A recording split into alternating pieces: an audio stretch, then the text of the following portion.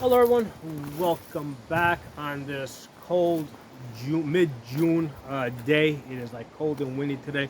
I have no idea what happened to that global warming, but I could sure use some of it right now. But anyway, today I want to talk to you guys a little bit about my plate carrier setup. I've been working with this for about a week now. I've worked with plate carriers before, but it's been a while. Usually I was using somebody else's. I kind of forgot some of the stuff that they told me, so I had to kind of remember it. So, the perspective that I'm bringing to this as somebody that's kind of like trying to remember something, kind of, trying to muddle their way through it, might be useful to some of you guys, because I think a lot of you guys watching this would be coming into this from that same perspective of somebody that's either doing it for the first time or just trying to collect information on what to get. So I think that this information will be useful, because again, you're getting it from a different perspective versus somebody that, let's say, has already had it for years. They're just going to approach the discussion in a different way. Okay. The plate carrier and the plate came from Botoc, and the reason why I finally decided to get it is because they banned it in New York. Okay, although what I found out is because they know so little bit about armor, they worded it incorrectly. So all they have banned is soft body armor and not the ceramic military grade stuff. So kind of funny, but anyway, that was the motivation that I got to go ahead and buy this. So this is class 3 plus. Okay, you should be able to see it there. Now it does come with an expiration date of 5 years. All right, and this is 10 by 12. And the thing to know about 10 by 12 armor. Actually, let me open up my shirts. Just realized I got black on black. Okay, so as you can see here, this covers just heart and lungs. Okay, so this is not meant to turn you into the Terminator.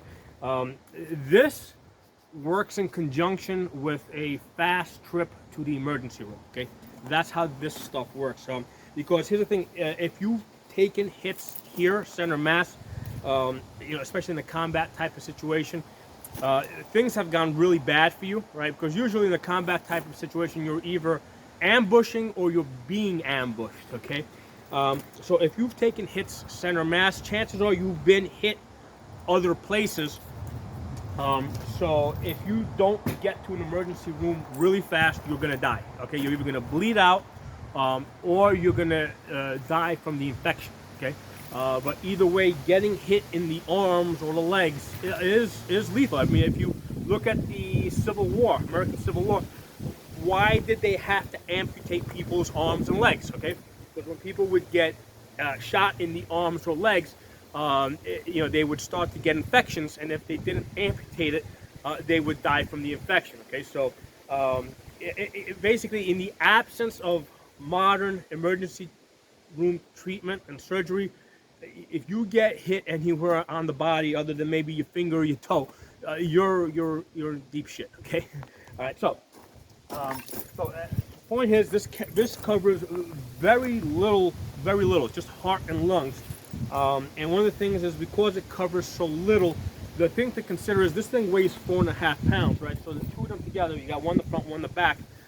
You're coming in at about 10 pounds. So the thing to consider is that extra 10 pounds worth the weight? Okay, do you want to have that extra pounds? Because here's the thing: 10 extra pounds is going to make you slower. Okay, it's going to make you slower in the immediate, but it's also going to tire you out in terms of if you're going to be traveling a longer distance, right? Let's say you're going to be, like traveling whatever 10 miles. By the time you get to your destination, you're going to be a lot more tired.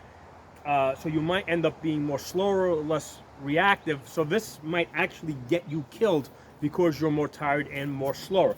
So in many cases, it might make sense not to put the body armor in there, right? Because this is really useful as a carrier of other things, and we're going to talk about those other things in a moment. Okay, but for now, I'm going to put this back in there.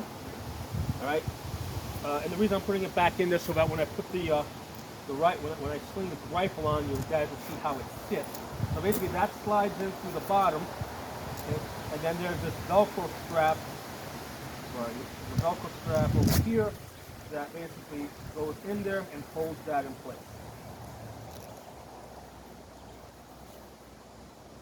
So this is basically a Velcro system, okay? That's like kind of like the underpinning of this system, okay? So what I've got here is I've got magazines, and I've got a backpack back here, but I wasn't here last time. I added a backpack, and they call it a back panel, okay? And one of the important things that's in here is a water bladder, okay? So the water bladder has a tube that comes around your mouth, okay? Close this back up. Now the great thing is this is not very expensive. Like at some point, this stuff was really expensive. Like this stuff was like approaching like $1,000. Basically, the two plates, I got them on Botoc for $130 each. The carrier itself was $60, and then the magazine pouches come in at about $15. So so basically with those things over there, I think I came in somewhere around 320, 350, something like that. And then the back panel and the bladder I got from Amazon. So the back panel was $25, and I think the bladder was another $25. So I spent another $50 between the backpack and the panel. Okay. Now, the thing let's talk about this bladder that's in here. Probably more important than the plates, okay? Because if you dehydrate, okay, you're going to be a lot less effective, okay? And most of us are used to having water readily available to us, right? So basically, when you're driving, you got water in your car, you got water in your office, you got water, wherever you are in your home. Almost always have access to water, and you're used to living like that. You're used to functioning like that. And I know that people can train themselves to be more efficient as far as their water consumption. However, the reality is that most of us are not. So we're gonna require a lot of water, especially if we're doing stuff, and even if we're not doing stuff, just from being scared. Okay, I don't know if you guys have ever noticed, but if you're under stress, you start sweating. All right, well, that sweat that comes out, basically that's water that you're losing. So just from being scared or under stress, you're gonna sweat out a lot of water, which means you need to bring more water into your body. So that's probably the most important thing in this carrier, the water. Okay, and it's it basically goes from top to bottom. And it has a tube that feeds it to the mouth. I'll show you guys that in a minute. So that is the most important thing, the water in this carrier. And of course, the next most important thing is the extra magazines. Okay, and again, the magazines are weight, so you gotta decide how many magazines you're gonna have. So let's put this down for a minute. So the last time I showed it to you guys, there were these buckles that were over here. I got rid of the buckles. The purpose of the buckles was basically if you're not going to use the side panels, the buckles basically will keep this in place. Since I am using the side panels, I got rid of the buckles. Let me pull my hood up just so that I will get interference from the hood as I put this on. Still took off my hat. Okay, here we go. Okay. Put glasses on. Put hat on. All right, so that goes on like this. All right, so the way this works, make sure I'm not twisted. I think I'm not twisted. Basically, this comes up over here. Again, this whole thing is like a Velcro system. This Velcro, so that comes here, that goes there. See it up there. Then on this side, this comes up. That Velcro's there. Then this goes down, and then this Velcro's underneath. Okay, so that's how that works. It's always a good idea to check this in the mirror if you have the opportunity, or the reflection in the glass. Because sometimes I find that I haven't tucked everything in or whatever. But anyway, this is how this goes. So, like I said, the most important thing on this is the water, right? You pull this out. You can take your water, close it. This thing, initially, this thing was kind of flopping all over the place, and then I realized that I could run it inside this sleeve over here, and that helps control it, right? So it's kind of where I need it, and then I can even go further and tuck this in here and get that out of my way. Okay, so you want to have quick, easy access to this. This is by far the most important thing on this rig. Okay. Next thing, we got the magazines. Now with the magazines, I got the AR magazines here. Now this again, this is mollied in, so you can take this out, put a different one in. I mean, molly is basically one step up from a Velcro system. Okay, they're very flexible. So these magazines come out, and now the thing is, this also has pistol mag holders in the front over here. Did I bring out any pistol mag holders? Oh, well, I got a bunch here. So basically, I can put these pistol mag holders here. The problem is that when you put these here, this sticks out way too much. Right, so this becomes a problem when I take the gun, throw this over my body. Okay, now this is just like way too much crap in front of me here, and this is just sticking out way too much. So the good thing about this is when these come out, okay, this goes flat. So it's almost like it's not there, okay? So, or you can, if you want, you can put something really thin in there, like, I don't know, maybe your lipstick or whatever. But this is like really flat, so when you put this back on now, okay, that sits a lot better, okay? Not the most comfortable thing in the world, but it does sit a lot better. It is closer to your body. So the way I'm going to use this is I'm going to have either AR magazines up here or pistol magazines, but not, because if I take these out, right, let's say I take all these out, okay, now this thing completely collapses. Now I can put the pistol mags over here.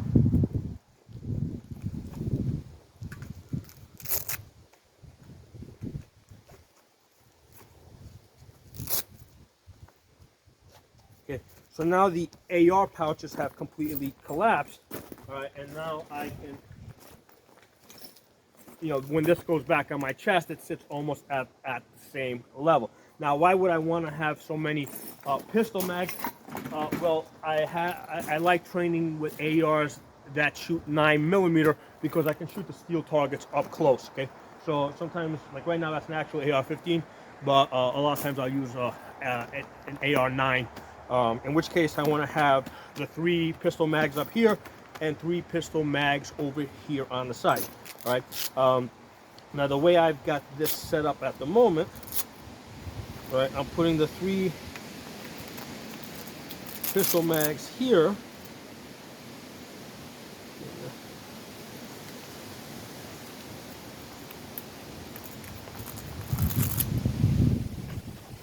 Yeah, basically you angle these so that when you come out, you feed it, you know. So I basically position these forward.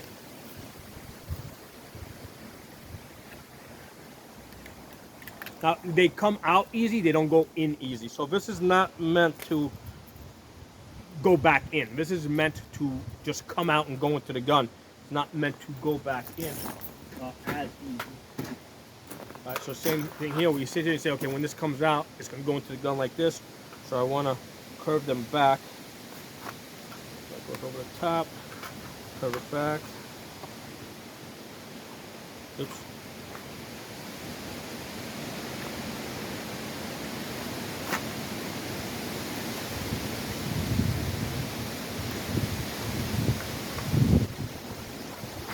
Okay, so that's set. Now, one of the things I do have here is I have a drop pouch, basically. Initially, I had something different here, and I found that it was snagging on the rifle when I was bringing the rifle around. But basically, I need some place where I want to, you know, where I can put my magazines. Now, in the middle of the exercise, maybe I'll drop them to the ground, but eventually I want to pick them up, right? I don't want to just leave them out in the woods, you know. So I need some place to put my magazines as I'm done with them. And for now, that's going to work pretty good. All right, so you need someplace to put your magazine. So that's a convenient thing to have.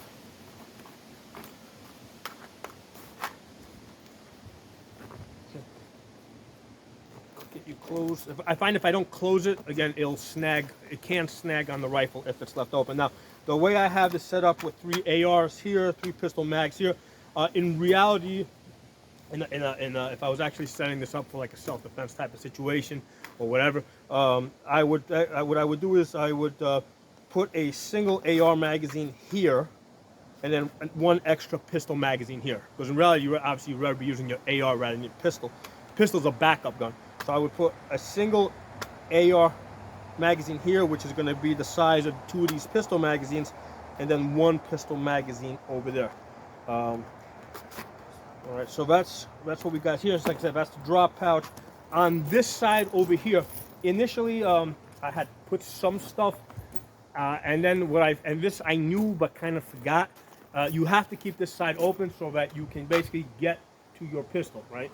You know, it's getting caught up on my shirt a little bit, right? That's better. But if I had any other stuff here, it's going to come up and it's going to hit stuff. So this side has to basically stay open, or rather completely clear, so that the pistol doesn't hit something. So here's the thing: usually with the rifle,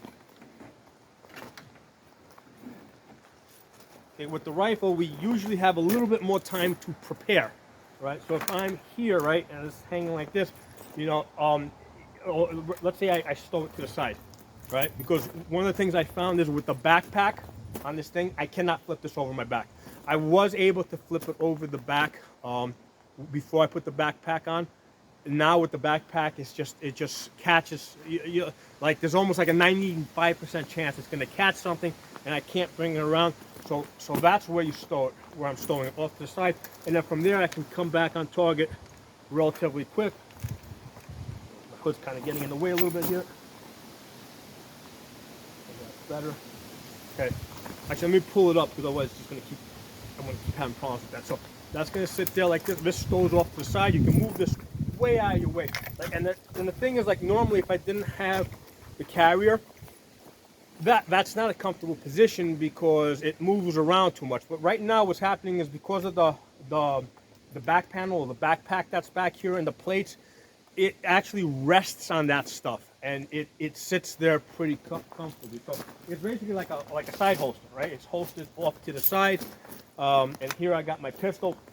So getting to this, you know, of course you get a little bit, normally you'll have a little bit more preparation, like trying to get there. Like right now it's catching on that, which is, again, it's questionable if I would want to keep that there. It's useful for training, but this does sometimes catch the grip or the magazine, and it can create a problem. So from here it is definitely slower. So if you are thinking that, are you hearing stuff? If you think stuff's going on, that's not where the rifle is going to be. This is like where you're, you know, just you know, moving around, you know, or whatever. But if you think something might happen, you move it to here. Because from here, you can come up, get to your chest. Now, one of the things that you have to figure out is exactly where you want this thing to shoulder. Basically, I'm putting the toe right on the spot over here. Basically on the strap, okay? Some people will shorten this up even more and put this on the plate itself, right? I don't like that because I find that moves a little bit. That's why I'm making it a little bit longer, and I'm going to right there. And that seems to be working pretty good for me. I mean, it's not the best thing in the world.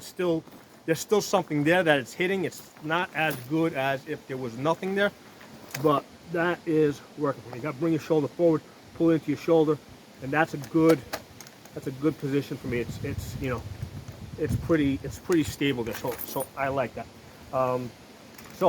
Like I said, the most important thing on this thing is the backpack with the water, right? Because if I need water, pull this guy out, open this up, take my water, close it, okay, and then basically tuck this back in there so that it doesn't get caught up on stuff. Okay.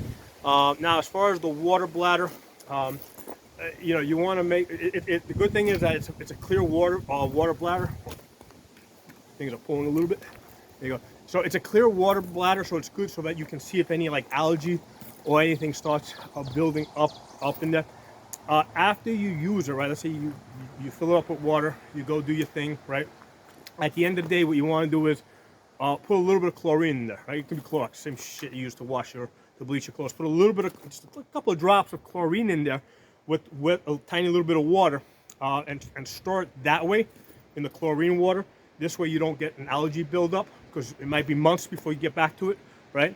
And then the next time you're going to use it, basically dump out the chlorine water and then basically flush it out like 3 or 4 times, get that all out, and then you can fill it up, right? So you want to, so after you use it for the first time, I recommend putting a little bit of chlorine water in there. I mean, when you go to drink it, if you don't get all the chlorine out, you know, if there's like a tiny little drop in there, you're going to be fine. I mean, when you go swimming in a pool, I mean, you normally drink chlorine anyway, right? So you're not going to die from a little bit of chlorine.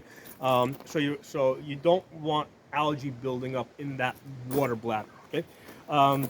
So here it is. I've invested. This seems to be working for me. Like I said, the main thing is keep this side open over here. And what I was starting to say before is with the rifle, we usually have a little bit more preparation when we need to get on the rifle. The pistol's like the oh shit gun. Like, oh fuck, this thing stopped working. Yeah, get to your pistol. That's gotta be fast, okay?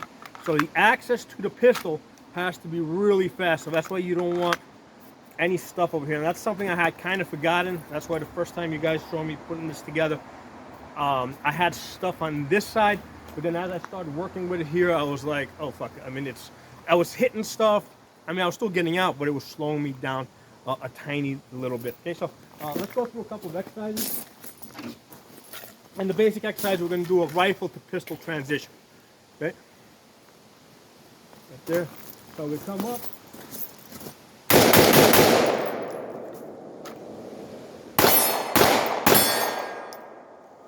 Okay. Okay.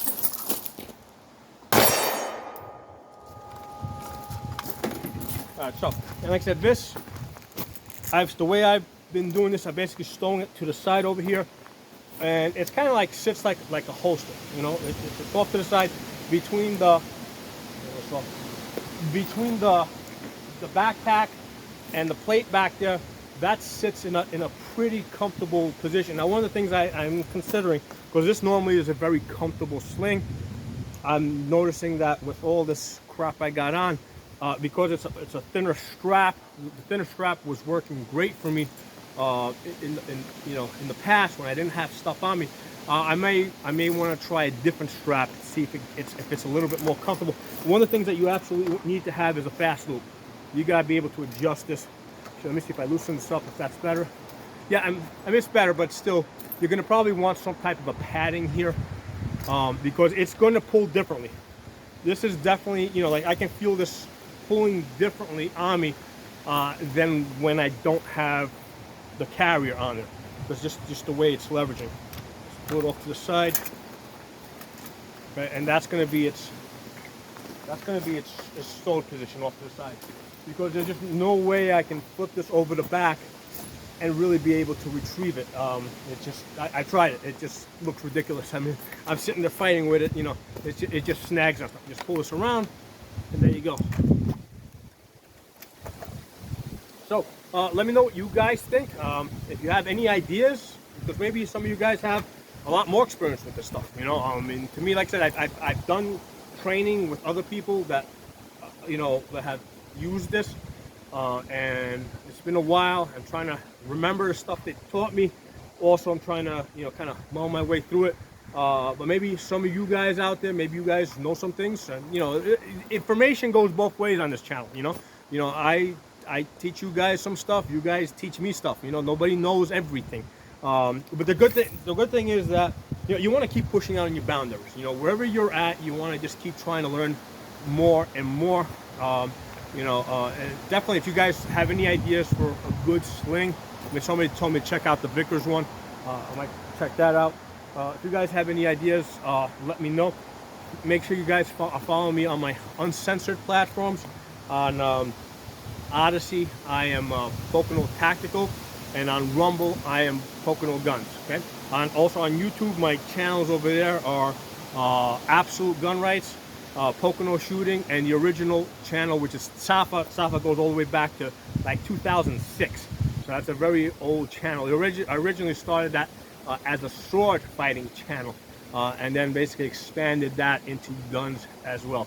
Again, thanks for watching. I appreciate any comments or any suggestions you guys have, because like I said, the learning goes both ways on this channel. Okay? Talk to you all soon.